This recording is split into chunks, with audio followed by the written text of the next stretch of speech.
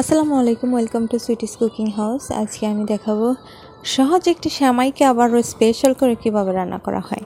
তার জন্য আমি 1 লিটার দুধ জাল করে নিচ্ছি। এটাকে আমি আরও ঘন করার জন্য 1.5 চামচ পরিমাণ কর্নফ্লাওয়ার নিয়ে এটার সাথে মিশিয়ে দেব, তাতে দুধটা একটু ঘন ঘন হয়ে আসবে আর কি। কিন্তু আমি 1 কাপ চিনি ব্যবহার করেছি। এই তো আমি নিয়ে নিয়েছি। এখন একটু এটা দুধের মধ্যে দিয়ে দেবো। এটা কিন্তু এইখান থেকে নেওয়া ঠান্ডা দুধ দিয়ে আগে মিশিয়ে নিতে হবে, ডাইরেক্ট দেওয়া যাবে না।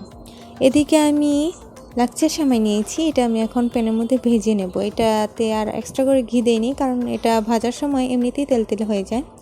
এখন আমি একটা পাত্রে নিয়ে নিয়েছি, তারপর দিয়ে দিচ্ছি নারকেল, তারপর আবার কিছু সেমাই দিয়ে আবার নারকেল দিয়ে দিয়েছি। এরপর যে দিয়ে দিচ্ছি কিশমিশ এবং বাদাম। এগুলো অনেকে আস্ত দিলে খেতে চায় না, তাই আমি এগুলোকে একটু কেটে ছোট ছোট করে দিয়ে তারপর দেব। এই তো কাটা হয়ে গেছে, এখন আমি সেমাইয়ের মধ্যে দিয়ে দেব। এভাবে দিলে খেতে কিন্তু অনেক মজা লাগে। এই তো সুন্দর মতন দিয়ে দিলাম। এখন আমি এখানে দুধ ঢেলে দেব। দুধটা আমি একটু হালকা ঠান্ডা করে নিয়েছিলাম, একদম পুরো গরম দেইনি, দিয়ে একটু ঢেকে রেখেছিলাম। এই তো দেখুন কি সুন্দর ফুলে উঠেছে, দুধটাও সমান সমান হয়েছে, না বেশি না কম।